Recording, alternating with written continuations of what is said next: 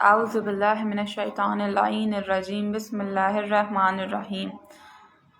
سب سے پہلے میری طرف سے آپ سب کو السلام علیکم اور یا علی علیہ الصلاۃ والسلام مدد۔ اللہم صلی علی محمد وآل محمد، اللہم صلی علی محمد وآل محمد، اللہم صلی علی محمد وآل محمد۔ شروع ہے اس پاک پروردگار کے نام سے کہ جس کا نام ہی ہے کہ جو بے شک ہماری محفلوں کو نور بخشتا ہے۔ عزیزان گرامی، وہ پاک پروردگار اتنا رحمان ہے، اتنا رحیم ہے کہ بے شک ہم سب درد مند ہیں تو وہ کل کا حکیم ہے،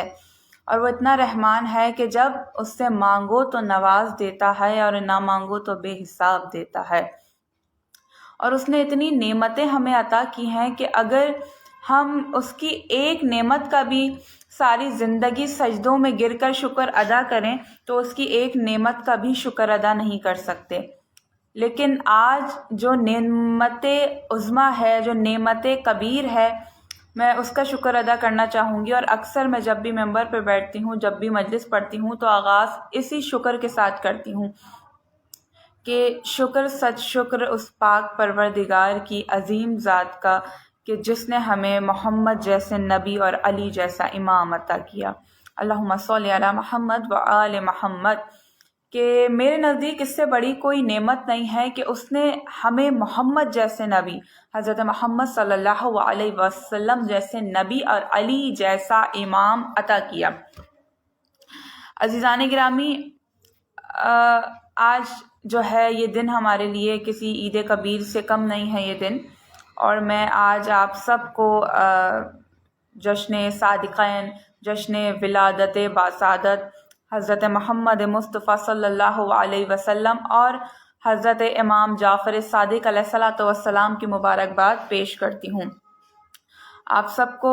بہت بہت مبارک ہو حضرت محمد کی ولادت اور حضرت امام جعفر صادق کی ولادت۔ تو آج کا دن خاص طور پر شیعوں کے لیے، خاص طور پر مولا کے ماننے والوں کے لیے، محمد والے محمد کے محبوں کے لیے کسی عید سے کم نہیں ہے۔ تو آج جو بھی چاہیں آپ وہ دعا میں ضرور مانگیے گا، کیونکہ ذرا دیکھیے کہ اگر کسی فقیر کے گھر بھی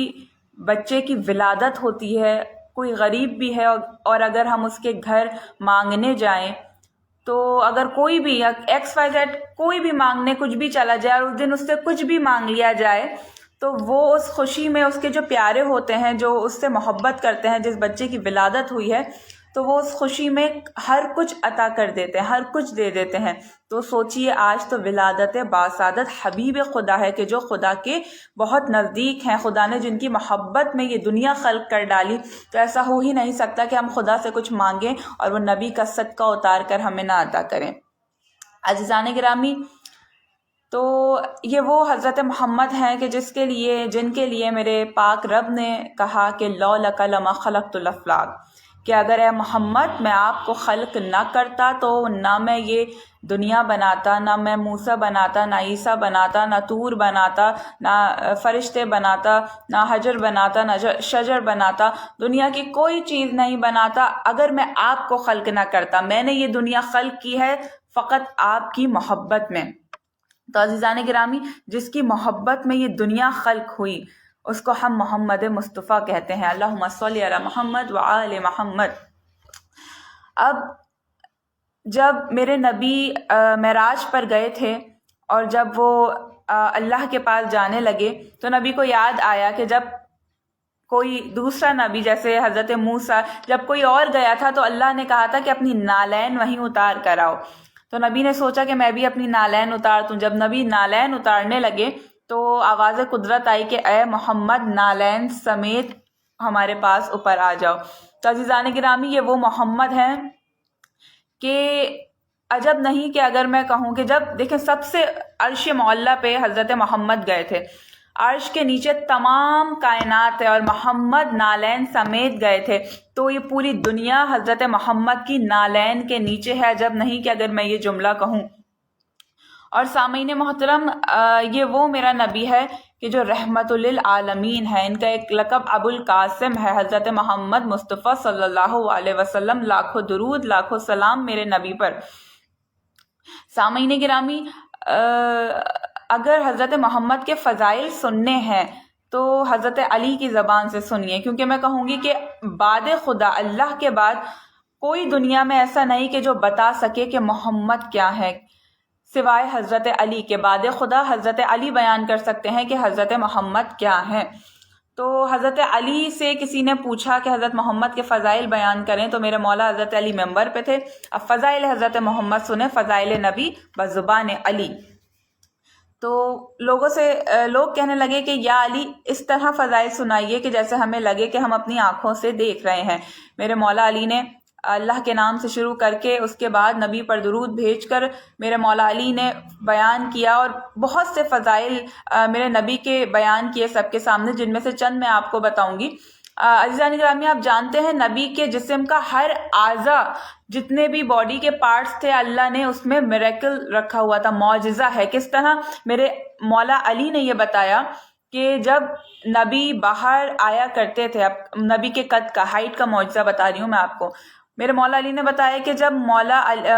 رسول خدا باہر جایا کرتے تھے اور کوئی شخص ان کے برابر میں چلتا تھا، اور اگر وہ قداور ہوتا تھا، جس کا قد لمبا ہوتا تھا، تو خود بخود معجزے سے حضرت محمد کا قد اس سے زیادہ لمبا ہو جاتا تھا۔ اللہ نے یہ بھی گوارا نہیں کیا کہ میرے حبیب کا قد بھی، وہ قد میں بھی کسی سے چھوٹا ہو، تو اگر کسی بڑے قد والے کے ساتھ چل رہے ہوتے تھے تو خود بخود نبی کا قد اس سے بلند ہو جاتا تھا۔ جو دوسرے دیکھتے تھے وہ کہتے تھے کہ ہاں نبی قد میں بڑے ہیں اس سے، یہ نبی کے قد کا معجزہ ہے۔ اور وہ جو لوگ کہتے ہیں کہ نبی ہم جیسے عام بشر ہیں، میں کہوں گی کہ مجھے حیرت ہے ان کی عقل پر کہ وہ نبی عام بشر کیسے ہو سکتا ہے کہ جس نبی کا اگر پسینہ گرے تو وہ پھول بن جائیں، کہ جس نبی کا کوئی سایہ نہیں۔ اور آنکھوں کا معجزہ کہ جو میرے مولا علی نے بتایا، نبی کے آنکھوں کا معجزہ یہ تھا کہ اگر نبی آنکھیں بند بھی کرتے تھے تو بند آنکھوں میں بھی دیکھتے تھے، اور اگر نبی آنکھیں بند بھی کر لیں تو جو آگے دیکھتے تھے وہی پیچھے بھی دیکھتے تھے۔ تو روایت ہے کہ ایک مرتبہ نماز پڑھا رہے تھے میرے نبی، اور چوتھی صف میں، آخری صف میں صحابیوں میں کوئی بات ہوئی، نبی کے 2 صحابی میں سے۔ تو جب نماز ختم کر لی، نبی نے اشارہ کر کے بلایا اور کہا کہ تم نے اس سے یہ بات کیوں کہی؟ اب وہ حیران رہ گئے کہ یا رسول اللہ، آپ تو پہلی صف میں تھے، آپ تو سب سے آگے کھڑے تھے اور ہم سب سے آخر، اور ہم نے آہستہ سے ایک دوسرے سے بات کی، تو آپ کو کیسے معلوم ہوا کہ ہم نے ایک دوسرے سے یہ بات کی؟ میرے نبی نے کہا میں جانتا ہوں جو میں آگے دیکھتا ہوں ویسے ہی میں پیچھے بھی دیکھ سکتا ہوں، اور مجھے ہر ایک چیز کا علم ہے۔ تو عزیزان گرامی، علی جیسا امام، علی جیسا رہبر بھی جس کی نالین صاف کرے، میں اسے کہوں گی کہ ان کو ہم محمد مصطفیٰ کہتے ہیں۔ اور علی جیسا مولا کہ جس سے ہم مولا کہتے ہیں، علی جیسا مولا بھی جسے اپنا مولا کہے، کہ علی جیسا مولا کا بھی جو مولا ہو، علی جیسے مولا کا بھی جو رہبر ہو، ہم اسے محمد مصطفیٰ کہتے ہیں۔ عزیزان گرامی، نبی کے ناخنوں کا یہ معجزہ تھا کہ روایت میں ہے کہ نبی جب اپنے ناخن تراشا کرتے تھے اور ایک رومال میں بند کر کے رکھ دیا کرتے تھے، تو اس رومال میں سے بھی نور کی روشنی آتی تھی، اس رومال میں سے بھی روشنی آتی تھی، اس قدر کہ نبی کا گھر اس روشنی سے منور ہو جایا کرتا تھا۔ تو یہ ہے شان میرے نبی کی۔ اور سامعین گرامی، جو لوگ کہتے ہیں کہ جن کا یہ عقیدہ ہے، ایمان ہے کہ میرے نبی کو پڑھنا نہیں آتا تھا، حضرت جبرائیل نے سکھایا، تو میں ان کے لیے یہ کہوں گی، اب ذرا دیکھیے کہ نبی کا غلام میں کہہ لوں، بھائی کہہ لوں، یا نبی نے جس کو اپنی زبان چسائی وہ علی میں کہہ لوں، علی نے ساری زندگی اپنی کہا سلونی سلونی قبل ان افقدونی، پوچھ لو اس سے پہلے کہ میں تمہارے درمیان نہیں رہوں۔ اور جب علی کو اتنا علم ہے کہ جب میرے مولا سے پوچھا گیا کہ مولا آپ کی کیا حسرت رہ گئی، تو میرے مولا نے کہا جتنا میرے پاس علم تھا اتنا کسی نے سوال نہیں کیا، اور جتنا میں سخی تھا اتنا مجھ سے کسی نے مانگا نہیں۔ تو علی، وہ علی مولائے کائنات کہ جس کے پاس اتنا علم ہے، تو وہ علی تو فقط علم کے شہر کا دروازہ ہے۔ میرے نبی نے کہا نا انا مدینۃ العلم و علی بابھا، علی تو فقط دروازہ ہے۔ جب علی کے پاس اتنا علم ہو سکتا ہے تو ذرا سوچئے کہ جو پورے علم کا شہر ہے، جو پورے علم کا شہر ہے، وہ محمد مصطفیٰ کا کیا مقام ہوگا، وہ ان نبی کے پاس کتنا علم ہوگا کہ جب ان کے علی کے پاس اتنا علم ہے۔ اللہم صلی علی محمد و آل محمد۔ اور میری آپ سب سے گزارش ہے کہ جب جہاں بھی کہیں بھی ٹی وی پر، موبائل پر، بکس میں، یا کہیں بھی آپ کے سامنے نبی کا نام آئے، بھلے 1000 دفعہ بھی آئے، تو اس وقت آپ پر درود پڑھنا لازم قرار ہو جاتا ہے۔ عزیزان گرامی، میرے نبی ایک مرتبہ ممبر پر چڑھ رہے تھے، ایک مرتبہ میرے نبی نے کہا آمین۔ اب اصحاب نے کہا نبی آپ نے آمین کیوں کہا؟ تو میرے پیارے نبی نے فرمایا کہ جبرائیل نازل ہوئے تھے، جبرائیل نے کہا کہ اے نبی، جو آپ کا نام سنے اور آپ کا نام سننے کے بعد بھی درود نہ بھیجے تو خدا کی قسم وہ بندہ ہلاک ہو جائے۔ تو اس کے لیے میں نے کہا آمین۔ یعنی جو درود ہے کہ جو محمد والے محمد پر پڑھتے ہیں ہم، وہ ایک طرح سے واجب ہے، لازم ہے۔ جب بھی آپ محمد والے محمد کا نام سنا کریں تو ضرور بھی آپ کو درود پڑھنا اس وقت واجب ہو جاتا ہے، تو ضرور درود پڑھا کریں، درود پڑھ دیجیے محمد والے محمد پر۔ اللہم صلی علی محمد و آل محمد وعجل فرجہم۔ تو عزیزان گرامی، اختتام میں بس ایک واقعے سے کروں گی کہ میرے نبی جب معراج پر گئے تو میرے نبی نے یہ دیکھا کہ اونٹ ہیں اور ان کی ایک قطار ہے، اور وہ قطار اتنی لمبی ہے کہ نہ کوئی اختتام نظر آ رہا ہے اور کہاں سے شروعات اس کی ہوئی ہے نہ وہ نظر آ رہی ہے۔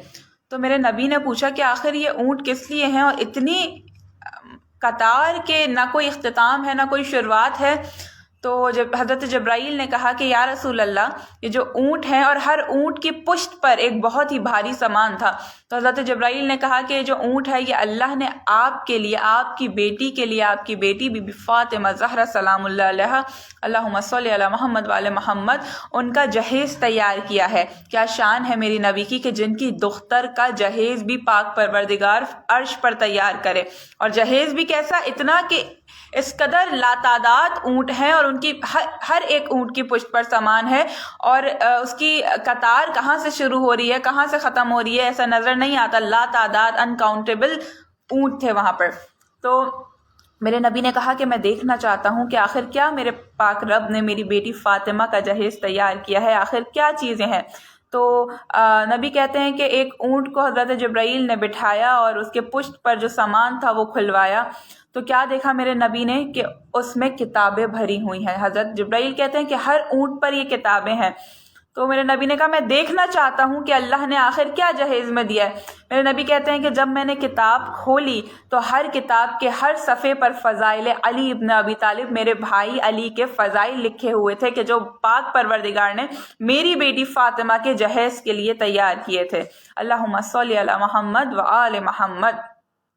تو یہ ہے میرے نبی۔ تو آخر میں بس اتنا کہوں گی کہ آج کا دن عید کبیر سے کم نہیں ہے ہمارے لیے۔ ہر جگہ روشنیاں ہیں، ہر جگہ چراغاں ہیں، کیونکہ آج 17 ربیع الاول ہے تو ہر جگہ جشن منایا جا رہا ہے۔ تو بس میں یہی دعا کروں گی کہ وہ نبی کے جن کو دنیا میں سب سے زیادہ پیاری باد خدا